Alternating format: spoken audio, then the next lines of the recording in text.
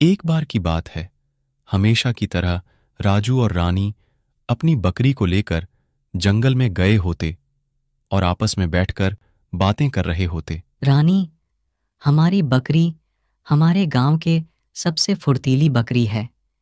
ये हमेशा खेलते कूदती रहती है और हमारी बात भी अच्छे से सुनती और समझती है।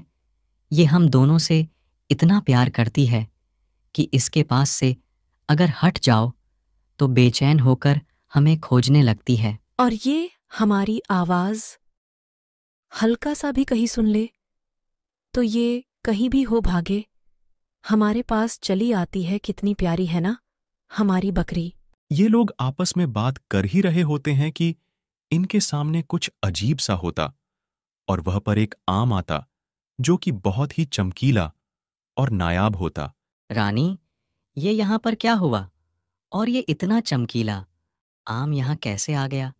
कहीं हमारे गांव में कोई जादूगर तो नहीं आ गया? राजू, ये आम देखो ना, कितना मीठा और स्वादिष्ट लग रहा है। मन कर रहा है इसे अभी ही खा लूं, लेकिन ये समझ नहीं आ रहा इतने घने जंगल में कौन सा जादूगर आएगा। बात कुछ और ही है राजू। रानी, इस आम का इस सुनसान जंगल में ऐसे आना कुछ समझ नहीं आ रहा। इसमें जरूर कुछ बात है। चलो इस आम को हम लोग घर ले जाते हैं। हाँ राजू, पापा को इस आम के बारे में बताएंगे तो वो जरूर उस राज का पता लगाएंगे जो इस आम के पीछे छुपा हुआ है। हाँ रानी, लेकिन इस आम को छूने में मुझे पता नहीं क्यों एक अजीब सी घबराहट महसूस हो रही है। ऐसा लग रहा है जिसे यहाँ कोई आत्मा का साया हो। नहीं राजू, ऐसा कुछ नहीं होता। ये जरूर तुम्हारा कोई वहम होगा। तुम ज्यादा घबराओ नहीं, दिमाग को शांत करो और चलो इस आम को लेकर माँ पापा के पास जाते हैं। फिर वही हमें इस आम का राज बताएंगे। हाँ रानी, आत्मा वगैरह कुछ नहीं होता। ये बस एक मन का वहम है। चलो ज्यादा समय बर्बाद किए बिना इसे लेकर घर चलते हैं। उसके बाद जैसे ही राजू इस आम को छूता, उसे जोर से एक करंट लगती और देखते ही देखते राजू बहुत ही बड्डा होने लगता, जिसे जैसे ही रानी देखती ये पूरा घबरा जाती और बोलती, राजू, ये तुम्हें क्या हो गया? तुम ऐसे अचानक से इतने लंबे और विशाल कैसे हो गए? तुम्हें क्या हो गया है राजू? मुझे बहुत घबराहट हो रही है। पता नहीं रानी, मैंने आम को उठाने के लिए जैसे ही उसे छुआ, मुझे बहुत जोर का करंट लगा और देखते ही देखते मैं बहुत ही विशाल हो गया। इस आम में जरूर कुछ है रानी, मुझे पहले से ही कुछ ठीक नहीं लग रहा था। हाँ राजू, इस आम में जरूर कोई बुरी शक्ति है। इसका अचानक से बिच जंगल में इस तरह आना और तुम्हें आत्माओं के आहट का आभास होना हमें पहले ही समझ जाना चाहिए था। राजू, ये आम जरूर कोई सांपित आम है या फिर इस आम में जरूर कोई काली शक्ति है। रानी, मुझे अंदर से शैतानी शक्तियों का आभास हो रहा है। ऐसा लग रहा है जैसे मैं पूरी दुनिया को बर्बाद कर दो। मेरे अंदर एक अलग ही शक्ति का प्रवेश हो रहा है। रानी, मुझे जल्दी ही ठीक करने का कोई उपाय सोचो। रानी, नहीं तो कहीं ऐसा ना हो जाए मैं खुद को ही खो दूं। तुम चिंता नहीं करो राजू, तुम अपने अंदर कोई भी शक्ति को हावी नहीं होने दो। राजू, मैं तुम्हें जल्दी ही ठीक करने का कोई उपाय सोचती हूं। तुम खुद को अपने बस में रख सकते हो। राजू, तुम्हें कोई बुरी शक्ति अपने बस नहीं कर सकती। मैं अभी अभी आती हूं, इसका उपाय निकाल कर। इतना बोलकर रानी भागते हुए घर की तरफ जाने लगती। ये कुछ दूर गई ही होती है कि ये देखती सामने एक भूतनी परेशान होकर कुछ ढूंढ रही होती है। हे भगवान, लगता है आज का दिन ही मनहूस है। वहां राजू को किसी बुरी शक्ति ने अपने बस में कर लिया है। और यहां बीच रास्ते में मुझे ये भूतनी मिल गई।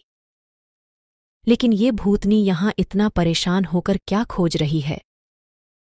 कहीं ये सारा खेल इस भूतनी का तो नहीं? मेरा वो जादुई आम कहाँ चला गया? मैंने कई सालों की मेहनत से उस आम में अपनी सभी शक्ति को उसमें समाया था, ताकि मैं अगले अमावस्या की तपस्या से मिलने वाली शक्तियों को अपने अंदर समान सकूं और आम में रखे शक्तियों को मैं अपनी भूत सेनाओं की शक्ति मजबूत करे में लगा सकूं। लेकिन वो आम अचानक से गायब होकर कहाँ चली गई? तो ये बात है। वो आम की कहानी यहां से शुरू हुई थी। तभी राजू ने जैसे ही उस आम को छुआ, वो काफी शक्तिशाली और विशाल बन गया और उसके अंदर अजीब सी शक्तियां उसे कंट्रोल करने में लग गईं। मुझे जल्दी ही उस आम का कोई उपाय निकालना होगा। इतना बोलकर रानी यहां से चोरी छुपे भागते हुए एक तांत्रिक के पास जाने लगती। ये जैसे ही तांत्रिक के पास जाती, रानी सारी कहानी तांत्रिक को बताने लगती, जिसे सुनते ही तांत्रिक के पैरों तले जमीन खिसक जाती। रानी, अभी सिर्फ राजू ही नहीं, उसके साथ साथ पूरी दुनिया खतरे में है। गलती से भी वो आम अगर उस भूतनी को मिल गया तो वो अपनी बहुत सेनाओं को बहुत ही विशाल और शक्तिशाली बना लेगी और पूरी दुनिया के लोगों पर राज करके भूतों की सभा चलाएगी। इन सब से हम लोगों को सिर्फ एक ही शक्ति बचा सकती है, और है राजा आम। ये राजा आम कौन है तांत्रिक जी? और मैं उसे कहाँ ढूंढूंगी? आप कुछ भी कीजिए, बस मेरे भाई को ठीक कर दीजिए, फिर हम उस भूतनी से भी निपट लेंगे। राजा आम सभी आमों का राजा है। सिर्फ यही है जो उस आम के अंदर की भूतियां शक्ति को खत्म करके राजू को ठीक कर सकता है। नहीं तो उस आम जो कोई भी छुएगा वो बहुत शक्तिशाली और विशाल हो जाएगा। फिर धीरे धीरे वो अपना आपा खोकर एक खूंखार शैतान बनकर उस दुनिया के लोगों का विध्वंस करने लग जाएंगे। लेकिन तांत्रिक मेरे राजू का क्या होगा? कहीं वो भी अपना आपा खो बैठा और लोगों को नुकसान पहुंचाने लग गया तो बहुत ही भयंकर आफत आ जाएगी। मुझे जल्दी ही राजा आम का पता दीजिए। मुझे समय से पहले वह जाना होगा। उसके बाद तांत्रिक जादू करता और रानी को जादू से दूसरे लोक में भेज देता, जहां पर ये देखती आसपास सभी जानवर आम जानवरों के मुकाबले बहुत ही भयानक होते। मैं यहां किस लोक में आ गई? और ये जानवर इतने विशाल और खूंखार, कैसे इनके चपेट में? अगर मैं गलती से भी आ गई तो ये मेरी चटनी बना देंगे। मुझे संभल कर रहना होगा। इतना बोलकर रानी राजा आम को ढूंढने के लिए निकल लेती। ये कुछ दूर गई ही होती है कि वहां देखती उसके सामने एक बहुत ही विशाल आम चमक रहा होता। अरे बाप रे, इतना विशाल और चमकीला आम कहीं? यही तो राजा आम नहीं। मुझे इनके पास जाना चाहिए और इनसे मदद की गुहार लगानी चाहिए। इतना बोलकर ये आम के पास जाती और बोलती, राजा आम, हमारी मदद कीजिए, हमें बचा लीजिए। मेरा भाई बहुत ही मुश्किल में फंस गया है, उसे और पूरी दुनिया को बचा लीजिए। क्या हुआ? बच्ची कौन हो तुम? और क्या हुआ है? तुम्हारे भाई को और तुम्हारी दुनिया को क्या होने वाला है?